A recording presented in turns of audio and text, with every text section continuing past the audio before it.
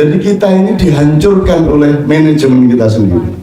Jadi rusaknya lingkungan hidup di Indonesia, Pak Bret, itu adalah karena satu, salah manajemen pemerintahan. Pemerintahan salah policy di dalam menangani berbagai masalah. Nomor dua, salah cita-citanya, salah aim-nya, wish-nya, salah keinginannya.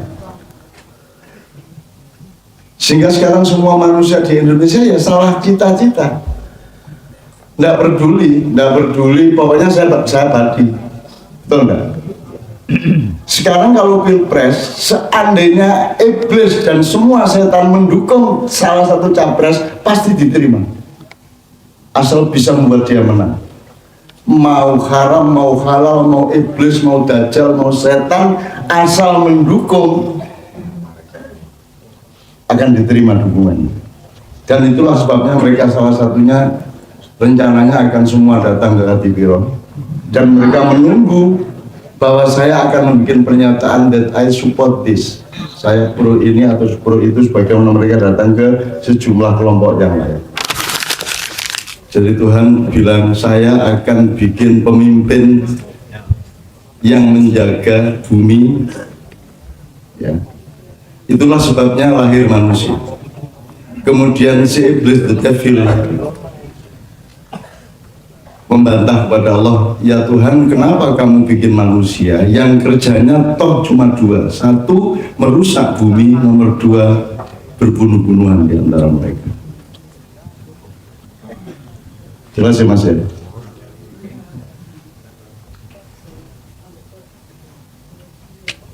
Jadi urusannya manusia dibikin oleh Tuhan itu adalah urusan lingkungan hidup dan perdamaian antar manusia.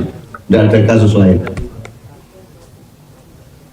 Kalau urusannya sama Tuhan soal cinta. Jadi bukan Tuhan itu bos, terus kita ini anggotanya, terus kita ini anak buahnya, terus kita taat sama dia. Tuhan bilang, kalau engkau memang cinta kepadaku, berbuatlah baik. Apa berbuat baik itu? Jagalah bumi dan jangan berbunuh-bunuhan di antara kalian. Itulah pasal utama kenapa manusia ada. Jadi jangan bertanya mengenai urusan lingkungan hidup, karena manusia sudah jelas diciptakan memang untuk itu. That's the main and the only reason God create us, because God wants us to keep safe the environment of bumi and not to kill each other among human being. First. Kemudian gini, jadi kalau Anda membaca Quran, kalau Anda membacanya secara Anda membaca buku akademis, Anda akan tidak bisa mendapatkan apa-apa. Karena Al-Quran tidak pakai struktur berpikir akademis. Karena struktur berpikir akademis itu adalah output dari kemalasan manusia untuk menjalankan komprehensi. Sehingga dia butuh fakultas-fakultas, jurusan-jurusan, bidang-bidang, dan seterusnya. Dia tidak bisa sekaligus menghayati kehidupan sebagai sebuah keutuhan dan keseluruhan. Maka Al-Quran itu kalau Anda pelan-pelan ya supaya dia bisa menerjemahkan. Kalau di Quran ada bab Al-Baqarah yang berarti lembu atau sapi, jangan berpikir bahwa kalau Anda mau belajar sapi baca surah Al-Baqarah. Tidak begitu. Cara berpikirnya tidak begitu. And that is life.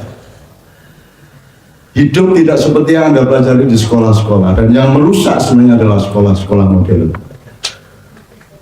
Saya coba polos sih. Saya akan berangkat dari swimming in the river. Jadi ada satu kata yang sekarang tidak bisa dipakai oleh orang Jawa, jenenge bluron. Di Jawa Tengah bluron apa? Ciblon. Di Jawa Timur bluron, sini ciblon. Bluron mean Anda berenang di sungai. Sekarang tidak ada bluron, tidak terpakai kata itu karena tidak ada sungai yang bersih untuk direnangi. Dan tidak hanya sungai, Mas, Jadi nyun sewu ini saya agak setback sedikit ya. Tadi malam kita di Panda. Untuk Jogja kita lewat Palbabang. Terus saya cerita sama Ale sama Agus. Dulu di Palbabang ini ada stasiun kereta api. Terus nanti sampai ke Ngabian itu ada stasiun kereta api besar. Di Bantul ada stasiun kereta api besar. Nanti sampai ke Semarang. Dan sekarang semua itu tidak ada. Jadi Belanda dulu berdagang sama sultan dan raja-raja. Tidak usah disimpulkan menjajah atau tidak menjajah. Belanda itu datang untuk menjadi pemborong, to build rel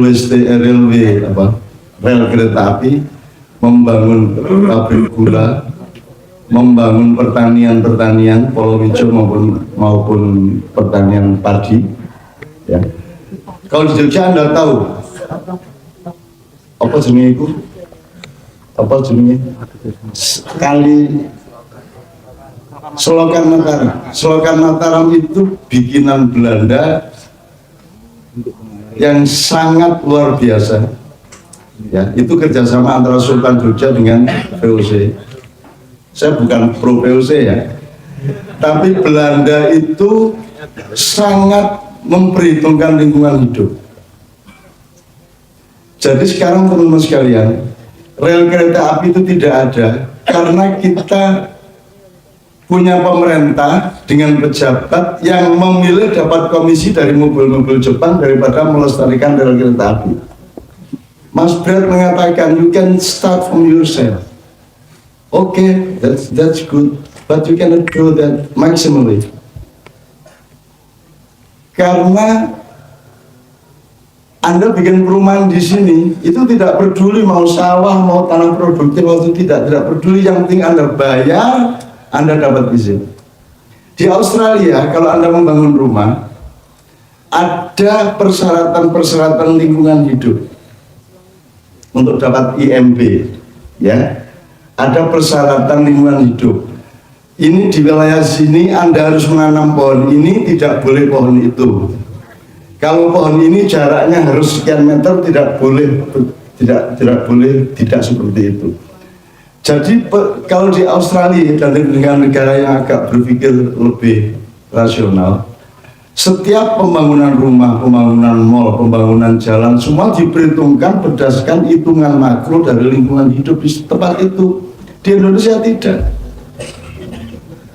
3 tahun terakhir Anda tahu di Jogja berdiri hotel-hotel sangat banyak tanpa memperhitungkan sistem sanitasi, tanpa memperhitungkan distribusi serapan air dan seterusnya.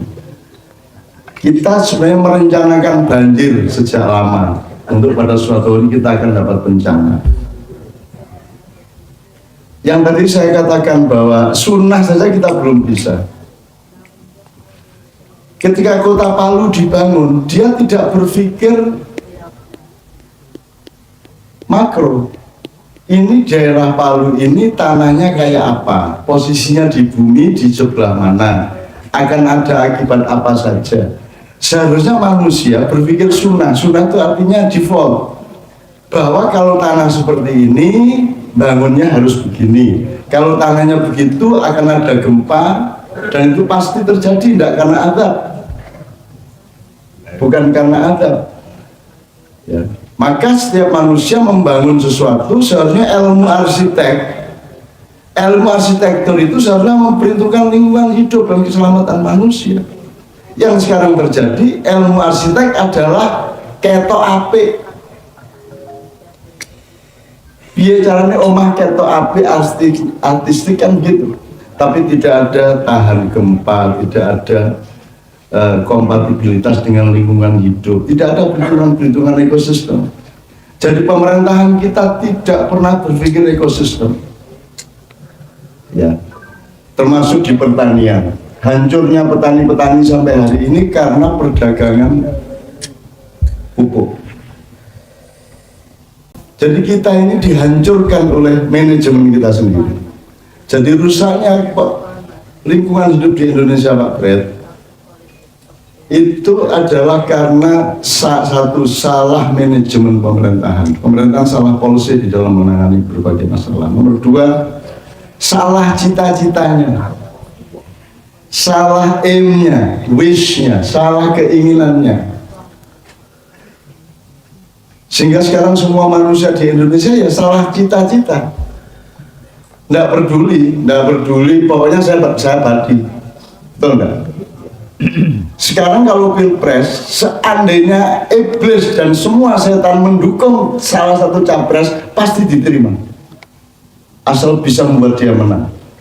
Mau haram, mau halal, mau iblis, mau dajjal, mau setan, asal mendukung, akan diterima dukungannya. Dan itulah sebabnya mereka salah satunya rencananya akan semua datang ke Kadipiro. Dan mereka menunggu bahwa saya akan membuat pernyataan that I support this, saya pro ini atau pro itu, sebagaimana mereka datang ke sejumlah kelompok yang lain.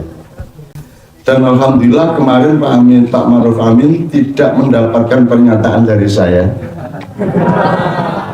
Bahkan kalimat saya yang pertama sangat jelas, Pak, saya ini ibarat sepak bola di stadion, saya ini bukan di kesebelasan yang manapun, wasit ya bukan, hakim garis bukan, panitia turnamen ya bukan, saya hanya bonek di antara penonton.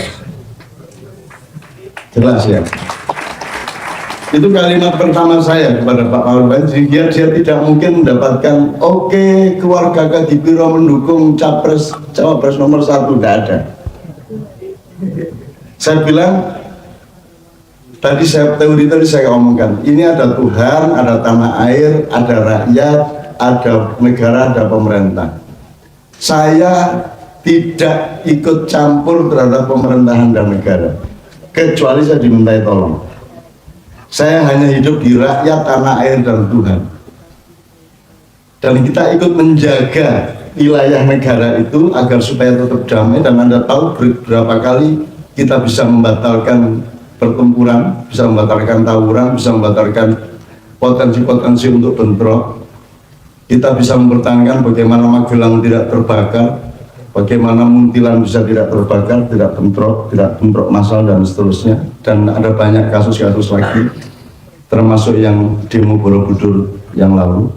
Nah, saya tidak memberikan dukungan kepada siapapun, dukungan saya kepada NKRI, rakyat Indonesia, dan tanah air Indonesia. Karena itu adalah amanat Tuhan kepada saya. Perkara presidennya siapa, maybe that's important, but it's not the main thing of our life and nation. Jadi pilpres, pemilihan presiden itu penting, tapi tidak utama. Karena Anda juga milih presiden nggak bisa juga. Wong Anda milih ke orangnya, ya toh? Milih itu kan perhitungan Anda terhadap apa yang akan dia lakukan, digabungkan dengan apa perlunya Indonesia. So this Ma'iyah community is not only for Indonesia. This is apa jenisnya, renewal. This is the revolution of all humankind in the world. How do they think and how do they see life? How do they, bagaimana mereka memandang hidup, bagaimana mereka menilai kehidupan, bagaimana melihat tanah. Kenapa kita lesehan, Brad? Why do we bersila like this? Supaya pantatmu dekat ke bumi. So your ass menempel di bumi. Karena selama ini yang kita tempelkan di bumi adalah wajah kita. That is bersujud. Karena siapa? Bumi ini adalah partikelmu. You are made by, ada dua pengertian bumi dan tanah. Ada bumi namanya ardun, kalau tanah tin. Nah, manusia itu terdiri dari Dari tanah. Kalau setan iblis dari api, Anda dari tanah. Ya. Jadi Nabi Adam sampai Anda itu dari tanah. Maka Anda tidak boleh jauh-jauh dari tanah. Anda harus lesehan sebisa mungkin. Jadi kalau kabinet bersidang lesehan, itu bukan keanehan, itu adalah kebenaran ekosistem, itu adalah kebenaran kehidupan. Nah, jadi not that simple, Mas Brad. Tidak sesederhana itu. Bisa kita mulai dari diri sendiri, tapi kita dikepung oleh polisi-polisi makro pemerintah yang semuanya tidak memperhatikan lingkungan hidup sama sekali tidak. Mereka tidak berpikir sama sekali mengenai environment, mengenai lingkungan hidup. They don't think and they don't remember. Mereka bahkan tidak ingat sama sekali mengenai itu, setahu saya. Nah, jadi yang kita lakukan sekarang pelan-pelan. Pertama kita melakukan perubahan ke dalam. Yang selama ini Anda lakukan perubahan ke dalam, ke hati Anda, ke pikiran Anda. Ya, misalnya gini. Kan pertama saya tanya, Anda ya apa? Turumu enak, Rek? Enak. Manganmu enak, ya. Masih kerasan di dunia? Masih. Masih mau hidup kayak gini nih? Masih. Oke. Sekarang alatmu apa untuk masih atau tidak masih? Alatmu apa untuk Anda meneruskan hidup atau tidak? Untuk mengatakan ini baik atau buruk, kan Anda harus memperjelas alat Anda di sini atau dimanapun. What is your software and hardware to touch and to feel something? Nah, software kita sudah dikacau. Jadi Anda tidak mengerti what is happiness. You don't understand what is suffering. You don't understand that. Anda tidak mengerti surga, Anda tidak mengerti neraka. Karena ideologi yang disebarkan di seluruh dunia adalah pembalikan pemahaman. Surga diperkenalkan sebagai neraka dan neraka diperkenalkan sebagai surga. Anda coba lihat, amati pelan-pelan. Sehingga banyak orang salah paham, mencari surga tapi dengan perbuatan untuk masuk neraka, betul nggak? Jaluke swarga tapi kelakuan itu menuju neraka kabeh.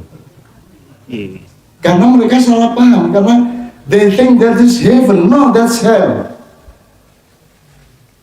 You are afraid of hell, no, that's heaven. Karena cara berpikirmu sudah dibalik. Itulah sebabnya Anda berkumpul di sini. Kenapa? Karena Anda punya kesadaran tajalli. Anda punya Tuhan di dalam dirimu yang mengontrolmu sehingga engkau mencari yang sejati di dalam kehidupan. Maka engkau bisa bertahan sampai jam 3 pagi karena engkau adalah orang yang ada Tuhan di dalam dirimu dan Tuhanlah yang membawamu ke sini. Tuhan membimbing kamu tidak dingin. Benar tadi? Helmi bicara.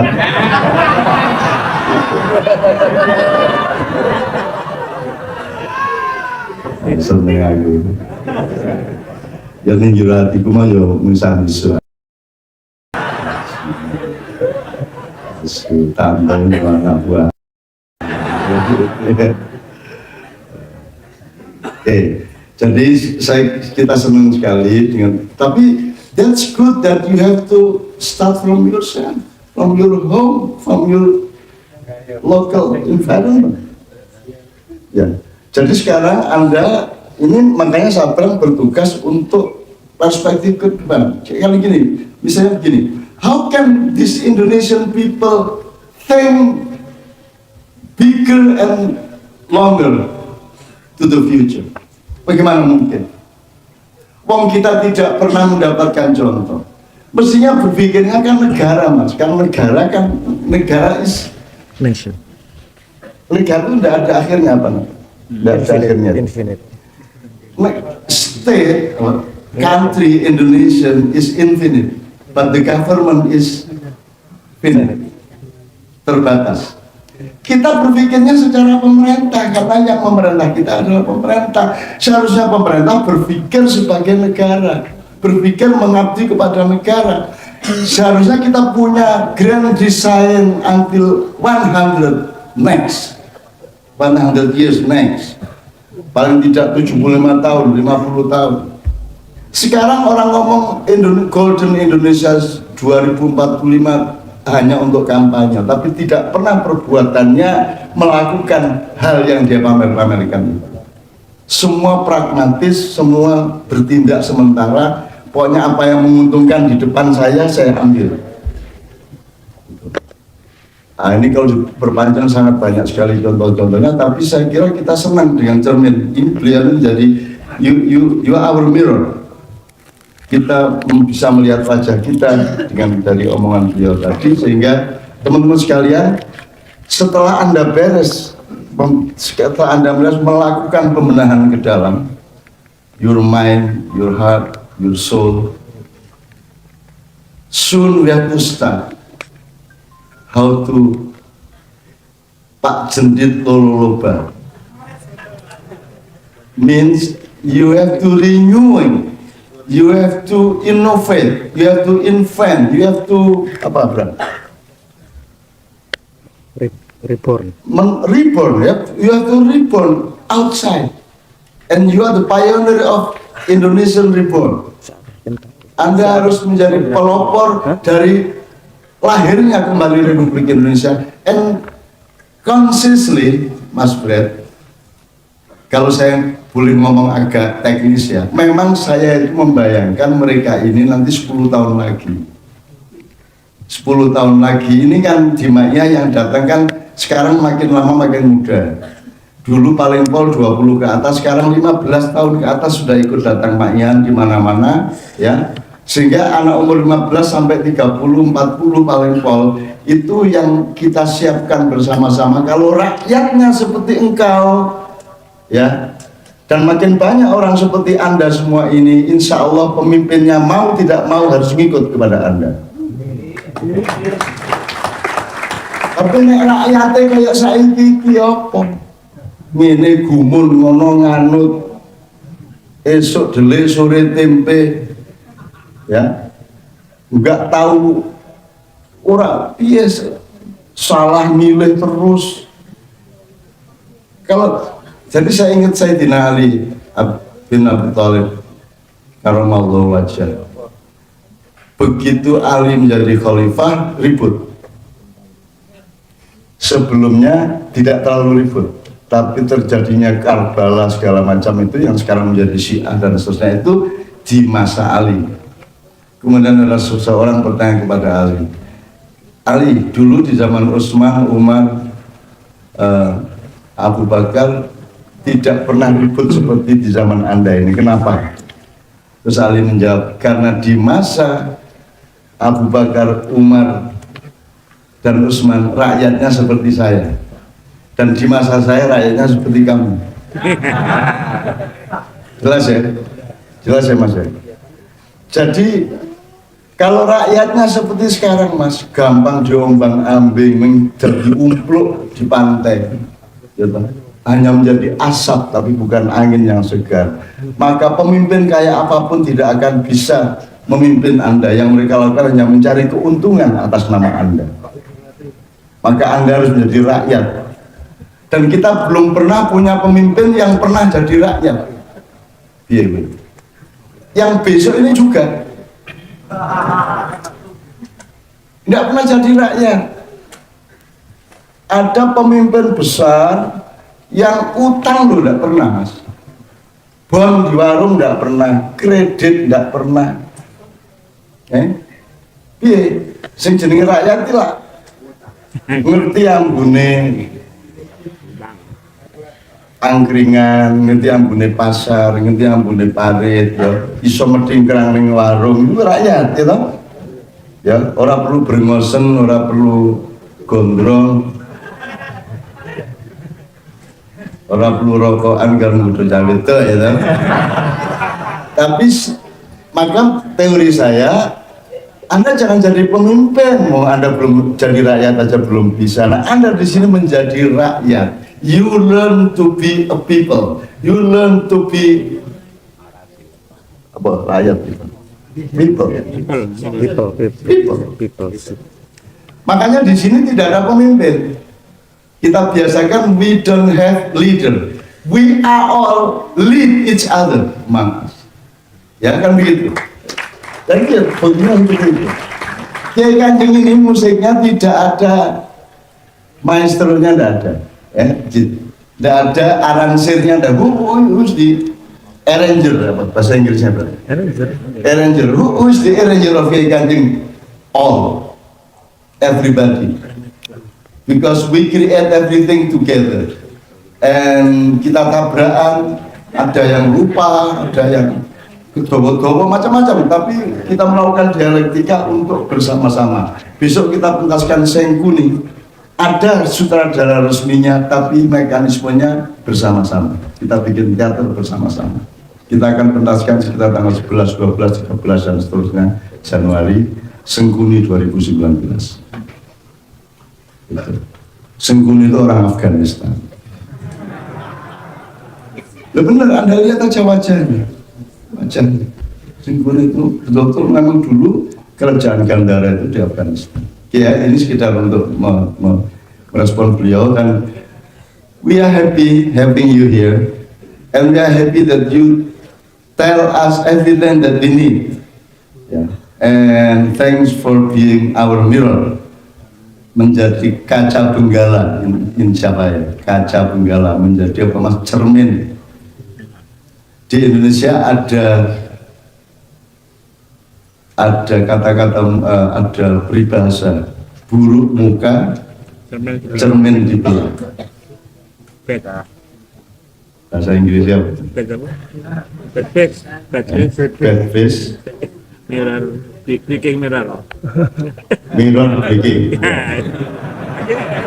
Coba masih kota gede. Inggris kota gede. And friend, kami buruk muka, tapi kami tidak memecah cermin. Kami berterima kasih kepada cermin. Kami masih buruk muka kita, betul nggak?